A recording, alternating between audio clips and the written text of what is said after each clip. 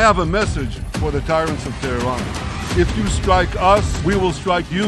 There is no place in Iran that the long arm of Israel cannot reach, and that's true of the entire Middle East.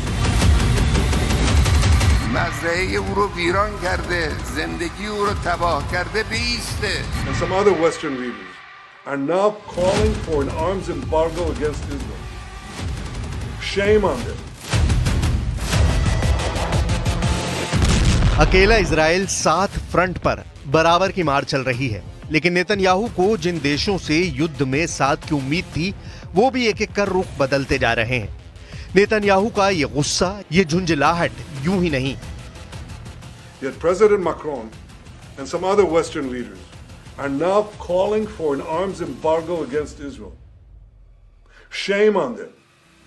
Is Iran imposing an arms embargo on Hezbollah, on the Houthis, on Hamas, and on its other proxies? Of course not. France ने Israel को हथियार supply तक ठप कर दी है। युद्ध में साथ देने की बात तो दूर है, जिसके बाद नेतन्याहू फ्रांस पर फट पड़े हैं।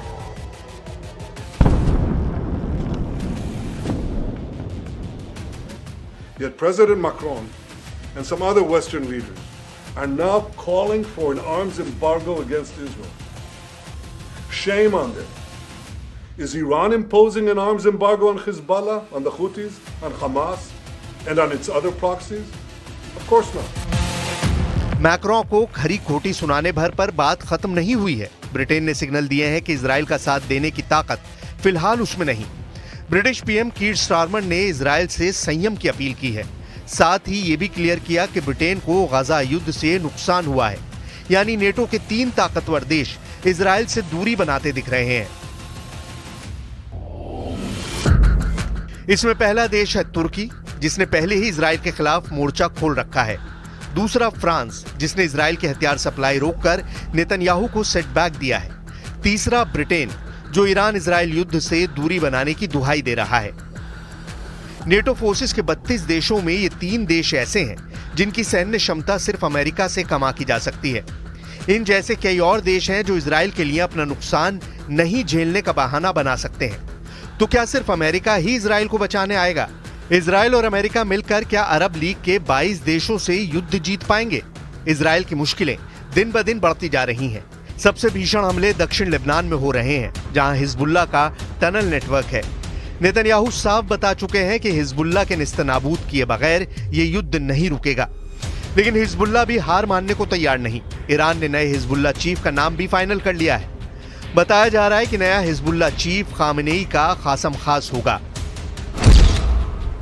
हिजबुल्लाह के नए चीफ का नाम इब्राहिम अमीन अल सैयद बताया जा रहा है। इब्राहिम ने 1985 में हिजबुल्लाह के घोषणा पत्र, जिसे ओपन लेटर कहा गया, उसको सार्वजनिक किया था।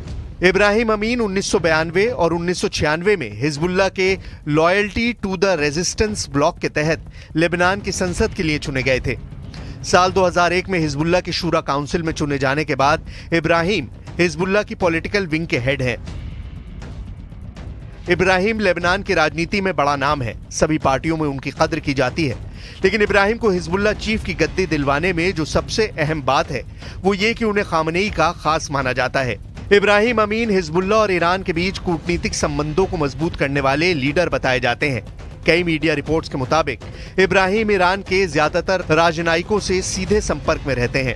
हिजबुल्लाह की रणनीति तैयार करने में इब्राहिम अमीन का अहम रोल रहता है। लेबनान और ईरान के रिश्तों की अहम कड़ी इब्राहिम आयतुल्लाह खामेनेई के करीबी बताए जाते हैं।